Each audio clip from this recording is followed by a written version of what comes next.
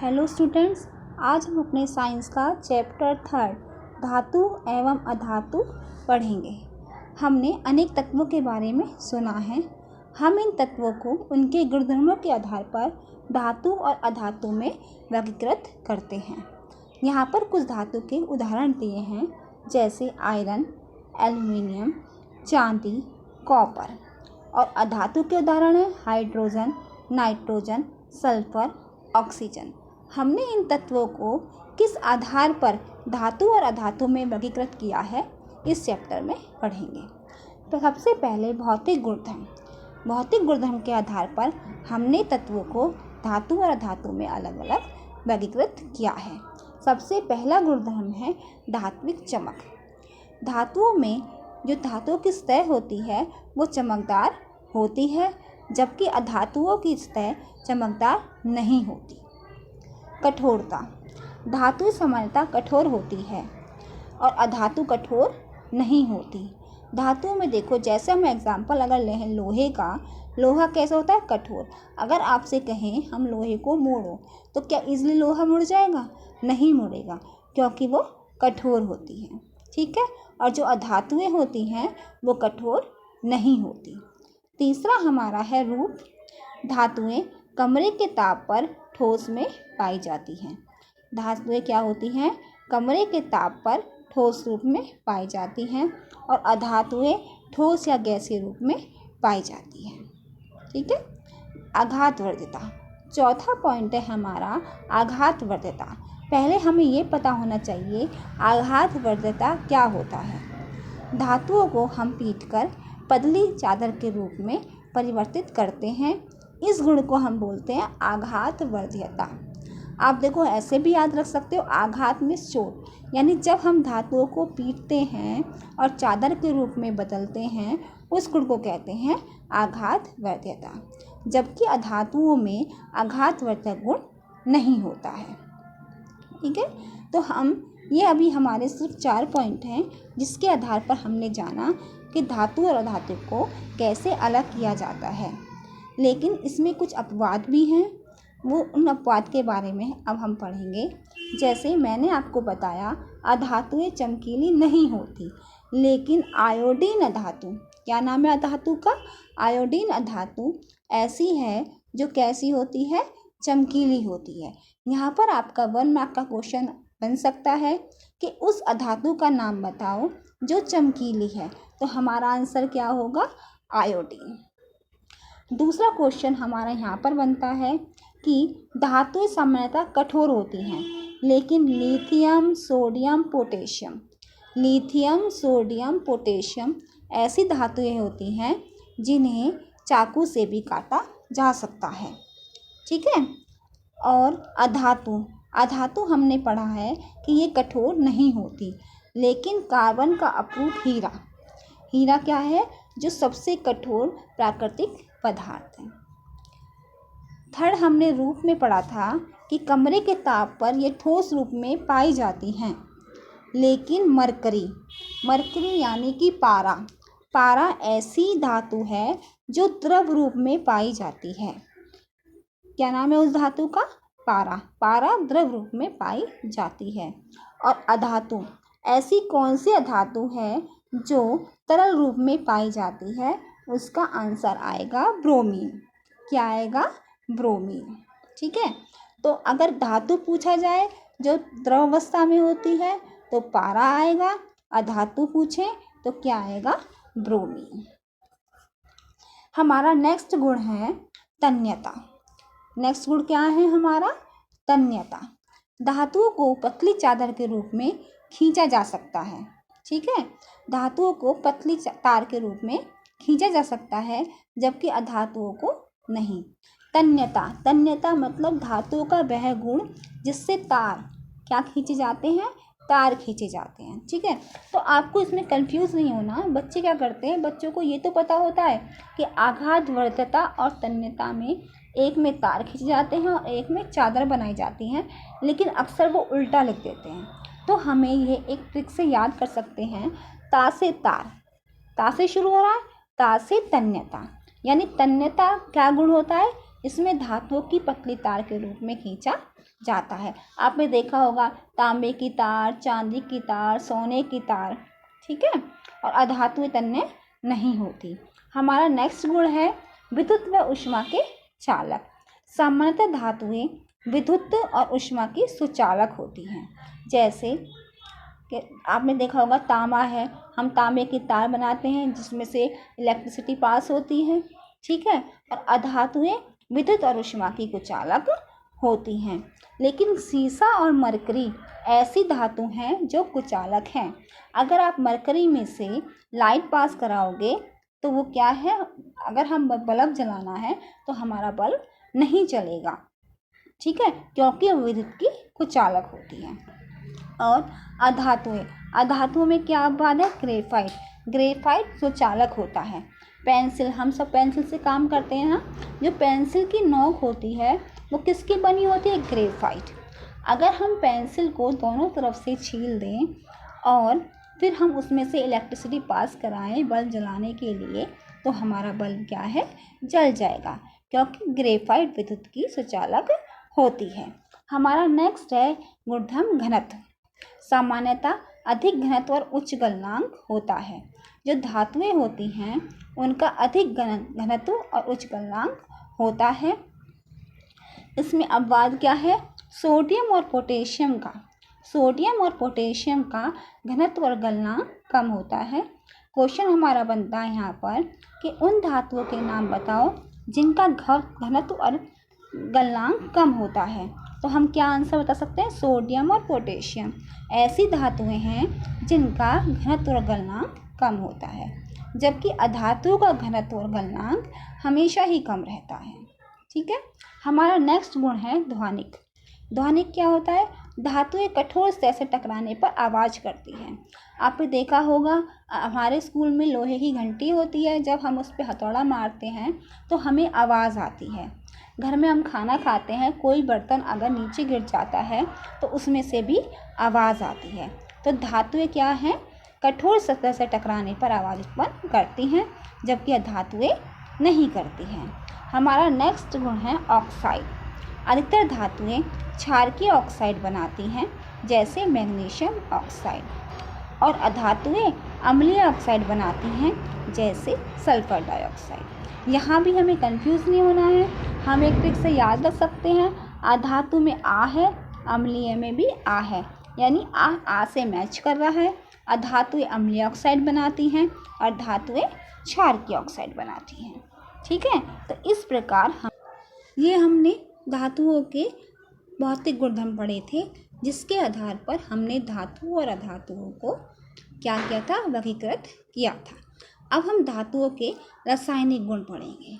क्या पढ़ेंगे, रासायनिक गुण पढ़ेंगे। रासायनिक गुण में हमें क्या दिया हुआ है, सबसे पहले वायु के साथ अभिक्रिया। क्या दिया है, वायु के साथ अभिक्रिया। धातुएं ऑक्सीजन के साथ अभिक्रिया करके धातु ऑक्साइड बनाती हैं। क्या बनाती हैं, धातु ऑक्साइड, ठीक है। क्या बनाएंगी, धातु ऑक्सीजन से अभिक्रिया करके धातु ऑक्साइड। यहाँ पर दिया है धातु प्लस ऑक्सीजन, यानी धातु ऑक्सीजन के साथ करके क्या बना रही हैं, धातु ऑक्साइड। यहाँ कुछ एग्जाम्पल दिए हैं, जैसे जब हमने कॉपर की ऑक्सीजन के साथ में रिएक्शन कराई तो हमारा क्या बना है, कॉपर ऑक्साइड। क्या बना है हमारा, कॉपर ऑक्साइड, ठीक है। तो ये कॉपर ऑक्साइड कैसे रंग का होता है, हमारा ब्लैक कलर का। कैसे होता है, काले रंग का। इसी तरह हमने एल्युमिनियम की ऑक्सीजन के साथ रिएक्शन कराई है तो हमारा एल्युमिनियम ऑक्साइड बनता है। मैग्नीशियम के कराते हैं तो मैग्नीशियम ऑक्साइड बनता है। इसी प्रकार धातुएं ऑक्सीजन के साथ अलग अलग तरह से क्रिया दिखाती हैं, ठीक है। सोडियम और पोटेशियम, यहाँ पे लिखा है सोडियम और पोटेशियम वायु में आकस्मिक आग पकड़ लेते हैं, जिन्हें रोकने के लिए इन्हें केरोसिन तेल में डुबोकर रखा जाता है। तो हमारा यहाँ पर फिर क्वेश्चन बनता है कि ऐसी धातुओं के नाम बताओ जिन्हें केरोसिन तेल में डुबोकर रखा जाता है और क्यों। क्योंकि सोडियम और पोटेशियम वायु में आग पकड़ लेते हैं, इसीलिए इन्हें रोकने के लिए इन्हें मिट्टी के तेल में रखा जाता है। ठीक है। हमारा नेक्स्ट है मैग्नीशियम, एल्युमिनियम, जिंक और शीशा। यहाँ पर दिया है मैग्नीशियम, एल्युमिनियम, जिंक, लेड यानी शीशा वायु के साथ धीरे धीरे अभिक्रिया करते हैं। इन धातुओं पर ऑक्साइड की परत चढ़ जाती है। जब जो भी चीज़ अगर हमारी वायु के साथ अभिक्रिया करती है तो वह क्या बनाती है, ऑक्साइड बनाती है ना। जैसे हमने भी किया था कॉपर की ऑक्सीजन के साथ किया तो कॉपर ऑक्साइड। ठीक है, तो यहाँ पर हमें बताया है मैग्नीशियम, एल्युमिनियम, जिंक, लेड यानी शीशा जब वायु के साथ अभिक्रिया करते हैं धीरे धीरे, ये नहीं कि हमने तेजी से फास्ट अभिक्रिया हो गई, नहीं, धीरे धीरे अभिक्रिया करते हैं तो इन धातुओं पर ऑक्साइड की परत चढ़ जाती है। ठीक है, नेक्स्ट हमें दिया है आयरन। वायु में गर्म करने पर प्रज्वलित नहीं होता, लेकिन ज्वाला में लोह चूर्ण डालने पर, जो लोहे का हम चूर्ण बनाते हैं उसे डालने पर वह तेजी से जलने लग जाता है। कॉपर भी प्रज्वलित नहीं होता, लेकिन उस पर काले रंग के कॉपर ऑक्साइड की परत चढ़ जाती है। तो वायु में गर्म करने पर हमारा आयरन नहीं जलता है, लेकिन लोह चूर्ण डालने पर तेजी से जलने लगता है। इसी तरह कॉपर है, कॉपर भी प्रज्वलित नहीं होता, लेकिन उसके ऊपर काले रंग के कॉपर ऑक्साइड की परत चढ़ जाती है। सोना और चांदी, चांदी और सोना ऑक्सीजन के साथ अभिक्रिया नहीं करते। ठीक है, सोना और चांदी ऑक्सीजन के साथ अभिक्रिया नहीं करते। हमारा नेक्स्ट है उभयधर्मी ऑक्साइड। क्या है उभयधर्मी ऑक्साइड? वे धातु ऑक्साइड जो अम्ल और क्षार दोनों से अभिक्रिया करते हैं और लवण और जल उत्पन्न करते हैं, उन्हें हम क्या कहते हैं, धातु ऑक्साइड। क्या कहते हैं उन्हें, धातु ऑक्साइड। ठीक है, उदाहरण के लिए यहाँ पर दिया है एल्युमिनियम, उदाहरण में हमें दिया है यहाँ पर एल्युमिनियम ऑक्साइड, क्या दिया हुआ है, एल्युमिनियम ऑक्साइड जब ये HCl के साथ में रिएक्शन करेगा। देखो क्योंकि यहाँ पर हमें दिया है धातु ऑक्साइड यानी कि एल्युमिनियम ऑक्साइड जब HCl यानी कि अम्ल के साथ में रिएक्शन कर रहा है। कौन सा अम्ल है ये, हाइड्रोक्लोरिक अम्ल है। ठीक है, तो ये एल्युमिनियम क्लोराइड और साथ में जल उत्पन्न कर रहा है। उसी तरह यहाँ पर जब एल्युमिनियम ऑक्साइड की सोडियम हाइड्रोक्साइड NaOH क्या होता है, सोडियम हाइड्रोक्साइड के साथ रिएक्शन होती है तो हमारा क्या बनता है, सोडियम एल्यूमिनेट। क्या बनता है हमारा, सोडियम एल्यूमिनेट और साथ में जल। ठीक है, अब यहाँ पर दिया हुआ है जल के साथ अभिक्रिया। क्या दी है, जल के साथ अभिक्रिया। धातु जब जल के साथ अभिक्रिया करती है तो धातु ऑक्साइड बनाती है, साथ में कौन सी गैस निकालती है, हाइड्रोजन। कौन सी गैस निकलती है, हाइड्रोजन। और जब ये धातु ऑक्साइड, ये वाले धातु ऑक्साइड जल के साथ में रिएक्शन करते हैं तो हमारा क्या बनता है, धातु हाइड्रोक्साइड। क्या बनता है, धातु हाइड्रोक्साइड। देखो यहाँ पर हमें एक समरी दी हुई है कि धातुओं में ठंडे जल के साथ कौन अभिक्रिया करता है, ठंडे जल के साथ सोडियम, पोटेशियम, कैल्शियम। कौन अभिक्रिया करता है, सोडियम, पोटेशियम और कैल्शियम। गर्म जल के साथ कौन अभिक्रियाशील है, मैग्नीशियम। कौन है, मैग्नीशियम। ठीक है, भाप के साथ कौन करता है, एल्युमिनियम, आयरन और जिंक। क्या है ये, एल्युमिनियम, आयरन, जिंक। और जल के साथ जो अभिक्रिया करता ही नहीं है, ठीक है, जल के साथ अभिक्रिया नहीं करते वो हमारा लेड, कॉपर, सोना और चांदी। ठीक है, लेड, कॉपर, सोना और चांदी ये हमारे जल के साथ अभिक्रिया नहीं करते। नेक्स्ट में हमें दिया है कैल्शियम, मैग्नीशियम जल के साथ अभिक्रिया करने पर तैरने लगते हैं। कौन कौन से तैरते हैं, कैल्शियम और मैग्नीशियम जल के साथ अभिक्रिया करने पर तैरने लगते हैं, क्योंकि हाइड्रोजन गैस के बुलबुले धातु के साथ चिपक जाते हैं। हमने अभी बताया था कौन सी गैस बाहर निकलती है, हाइड्रोजन। तो हाइड्रोजन गैस के साथ इनके बुलबुले चिपक जाते हैं। जो हाइड्रोजन गैस के बुलबुले हैं वो धातु के साथ चिपक जाते हैं, इसलिए वो तैरने लगते हैं। ठीक है। तो हमें यहाँ पर बताया है कि कौन कौन सी धातुएं ऐसी हैं जो ठंडे जल के साथ, गर्म जल के साथ, भाप के साथ या फिर जल के साथ कोई भी अभिक्रिया नहीं करती हैं। हमें यहाँ पर फिर एग्जाम्पल दिया हुआ है, जैसे देखिए सोडियम जब जल के साथ में रिएक्शन करता है तो सोडियम हाइड्रोक्साइड बनाता है। क्या बनाता है? सोडियम हाइड्रोक्साइड और साथ में H2 गैस। हमारी हर उसमें H2 गैस यानी कि हाइड्रोजन गैस बाहर निकलती है। इसी तरह नेक्स्ट एग्जाम्पल है कैल्शियम। जब कैल्शियम वाटर के साथ, जल के साथ अभिक्रिया करता है तो कैल्शियम हाइड्रोक्साइड बनाता है, कैल्शियम हाइड्रोक्साइड। उसके बाद मैग्नीशियम का दिया है, मैग्नीशियम जल के साथ रिएक्शन करता है तो मैग्नीशियम हाइड्रोक्साइड बनाता है। नेक्स्ट एग्जाम्पल में है एल्युमिनियम जब जल के साथ करेगा रिएक्शन तो एल्युमिनियम ऑक्साइड बनाएगा। क्या बनाएगा? एल्युमिनियम ऑक्साइड, और हमें क्या देगा? हाइड्रोजन गैस देगा। इसी तरह आयरन जब वाटर के साथ में रिएक्शन करेगा तो आयरन ऑक्साइड बनाएगा और साथ में हमें हाइड्रोजन गैस देगा। नेक्स्ट हमारा है धातु की तनु अम्ल के साथ में अभिक्रिया।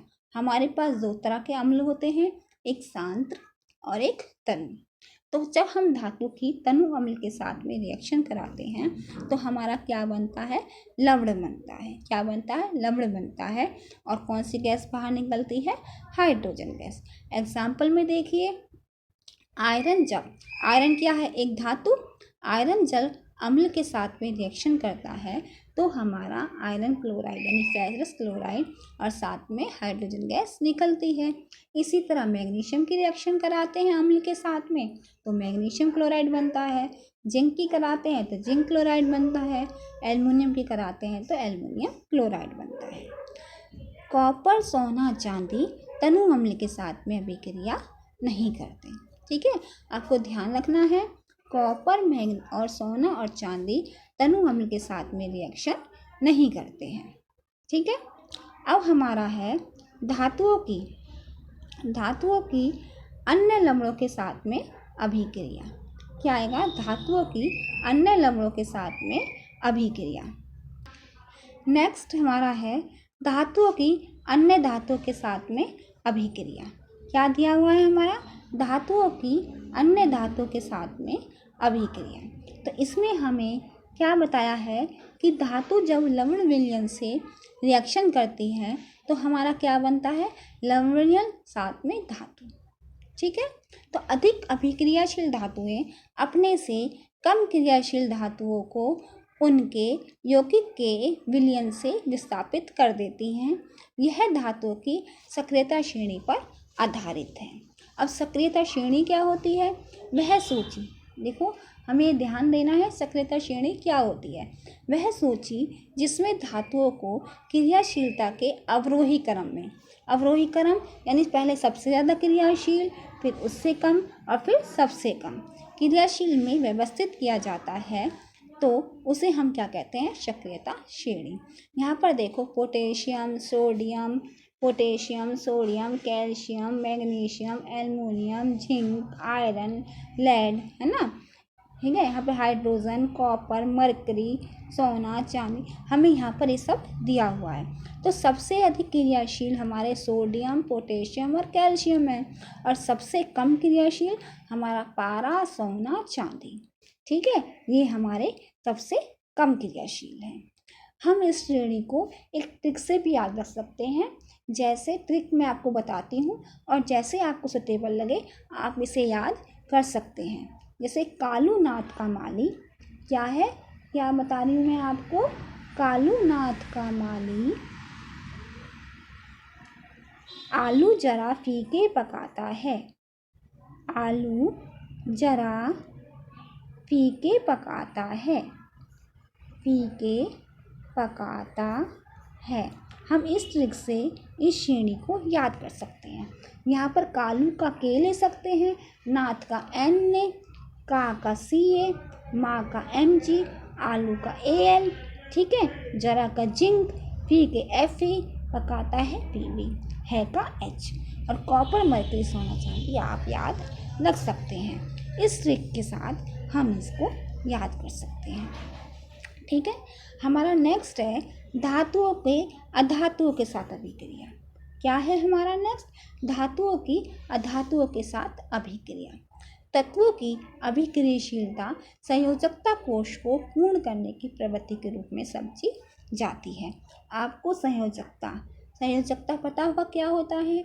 हमारे जो परमाणु होते हैं उनके संयोजक कक्ष में, यानी कितने उसके बाहरी कक्ष में कितने संयोजक इलेक्ट्रॉन होते हैं, तो हम उसका क्या बोलते हैं? संयोजकता। ठीक है, तो धातु के परमाणु अपने संयोजकता कोश से इलेक्ट्रॉन का त्याग करते हैं तो धनायन बनाते हैं। ठीक है, और ग्रहण करते हैं तो ऋणायन बनाते हैं। एग्जाम्पल के लिए देखो, अगर हम सोडियम का एग्जाम्पल लें, सोडियम की परमाणु संख्या 11 होती है।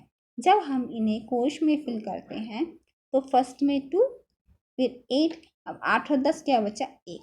अब ये क्या करेगा? अपने एक इलेक्ट्रॉन का त्याग कर देगा। ठीक है, तो हम क्या करेंगे? इस सोडियम के ऊपर हमारा क्या आ जाएगा? प्लस आ जाएगा। क्या साइन आ जाएगा?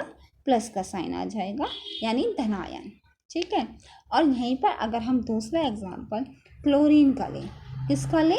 क्लोरीन का लें, तो क्लोरीन की परमाणु संख्या 17 होती है। अब हम इसको मान लो फिल करते हैं तो 287 आता है, यानी इसको 1 की ज़रूरत है अपना 8 पूरा करने के लिए। ठीक है, तो ये 1 को ग्रहण करेगा तो इसके ऊपर क्या आ जाएगा? माइनस, यानी कि ऋणायन। ठीक है, तो जिनके ऊपर धनायन आता है, यानी जो इलेक्ट्रॉन त्याग करते हैं, उन्हें हम क्या कहते हैं? धातु। और जो इलेक्ट्रॉन ग्रहण करते हैं उन्हें हम क्या कहते हैं? अधातु। ठीक है, यहाँ पर एग्जाम्पल दिया रखा है हमें NaCl का निर्माण। क्या दिया है?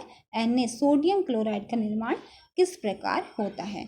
देखिए, हमें यहाँ पर दिया हुआ है सोडियम की परमाणु संख्या 281, जो हमने परमाणु विभाजन किया है इसका 281, यानी कि 11 है। अब ये अपना क्या करेगा? जो एक इलेक्ट्रॉन है इसका त्याग कर देगा, एक इलेक्ट्रॉन यहाँ पे त्याग कर देगा और धनायन बनाएगा। क्लोरीन का कितना है? 17। क्लोरीन का कितना होता है? 17, 2, 8, 7। तो ये क्या करेगा? 1 को ग्रहण करेगा। ठीक है, अपना अष्टक पूरा करने के लिए 1 को ग्रहण करेगा। तो हमें यहाँ बताया है सोडियम के पास एक संयोजक इलेक्ट्रॉन है जो ये दे देगा, और क्लोरीन को 1 चाहिए, तो सोडियम अपना 1 किसको दे देगा? क्लोरीन को दे देगा। इसीलिए सोडियम के ऊपर प्लस और क्लोरीन के ऊपर माइनस, यानी कि धनायन और ऋणायन बन जाएगा। ठीक है, हमारा नेक्स्ट है आयनिक यौगिक। क्या दिया है? आयनिक यौगिक। विपरीत आवेशित आयन एक दूसरे को आकर्षित करते हैं और मजबूत स्थिर वैद्युत बल में बनकर आयनिक यौगिक बनाते हैं। तो आयनिक यौगिक कैसे बनते हैं? विपरीत आवेशित आयन, जैसे यहाँ हमें बताया है NaCl का, इसका बताया है हमें यहाँ पर NaCl का। ठीक है, Na प्लस Cl माइनस, तो एक प्लस है और एक माइनस है, एक धनायन है एक ऋणायन है, तो विपरीत आवेश हो गए ना। ये एक दूसरे को आकर्षित करते हैं और मजबूत स्थिर वैद्युत बल बनकर आयनिक यौगिक बनाते हैं। कौन सा यौगिक बनाते हैं? आयनिक यौगिक। इनके क्या गुणधर्म है? सबसे पहला भौतिक प्रकृति, ये ठोस और कठोर होते हैं। ये सामान्यतः भंगुर होते हैं। भंगुर में अगर किसी हथौड़े से या किससे तोड़ोगे तो ये टूट जाते हैं, बिखरते जाते हैं। मतलब ये नहीं है कि बिल्कुल ही जैसे चिपके रहें, नहीं, बिखर जाते हैं। दूसरा नंबर गलनांक और क्वथनांक। आयनिक यौगिकों का गलनांक और क्वथनांक बहुत अधिक होता है। ठीक है, इनका गलनांक और क्वथनांक बहुत अधिक होता है। थर्ड है हमारा घुलनशीलता। आयनिक यौगिक प्राय जल में घुलनशील व केरोसिन, पेट्रोल जैसे विलायकों में आविले, यानी कि नहीं घुलते हैं। ये जल में तो घुल जाएंगे, लेकिन केरोसिन और पेट्रोल में डालोगे तो नहीं घुलेंगे। हमारा नेक्स्ट है विद्युत चालकता।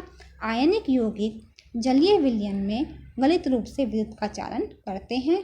ये ठोस रूप में विद्युत का चालन नहीं करते। यानी कैसे विलयन में करेंगे? जलीय विलयन में। अगर आपको ठोस दे दिया जाए तो ये विद्युत का चालन नहीं करते हैं। ठीक है, तो ये हमारे आयनिक यौगिकों के गुणधर्म हैं।